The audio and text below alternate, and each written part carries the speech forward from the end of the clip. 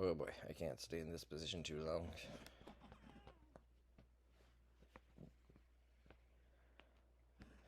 I gotta stretch myself because I just had some delicious leftover Chinese food that I cooked a certain way with some additional ingredients. Hey, this is a lesson in democracy. Remember, I've said for many years that the villains of history aren't that figure or that figure. They're actually the norm. The norm creates its own history. And, uh, and the lack of accountability, or the bad guy, bad lady ship, not shit, pardon my language, the bad guy ship is, or bad person ship, goes on the norm, and it's defined by a strong lack of accountability. Like, for example, the basics about creating community or being humane or compassionate or altruism or like a evolving culture rests on how we treat our fellow man and woman and whatnot. And to do that, to treat them well and to acknowledge them and to reference them and to appreciate them is you got to get to know them. And that's a skill that is less and less seen. And that includes, as I've said before, more and more within even core family units living in the same home. So, so we're really lacking in accountability and the skills that create humanity, starting with life skills, much less more complex things like structures, social structures of accountability.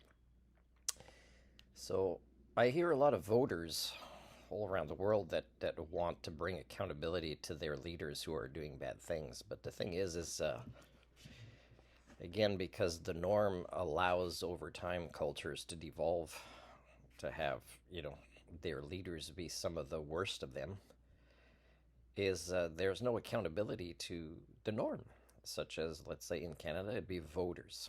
So let's say, because it's still possible the Conservative Party might win.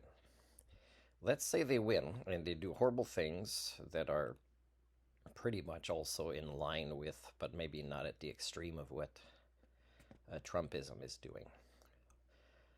Then, there would be, if, this was an evolving social proto-society, it would be that there'd be accountability for the voters. So maybe like a point system where those, let's say, after 4 years of failures, but of course, I would hope we'd be more evolved than that they wouldn't be in power 4 years if they're, even 10% as horrible as Trumpism would be, but it's very likely they would be. So then the voters of Conservative Party, now of course they might have voted for particular members that weren't that bad, and they just chose a particular party for the sake of identifying a little bit more with this one or that one, and they were the top two. And again, it's a flaw in democracy, but still, if somebody voted for the Conservative Party, then they would, and that's a great way to get rid of parties, is they would lose points. So maybe they don't get to vote, or their vote is worth less the next time around because history proved that they made bad decisions for the wrong reasons, or voted for the wrong reasons, and they didn't vote for what is good for their kids' generation or grandkids' generation, for example. So would voters who claim that Trudeau should be in jail or whatever, would they want to participate in something where their vote loses some influence when they vote for people that are proven during the following years to break their promises or to act in different ways?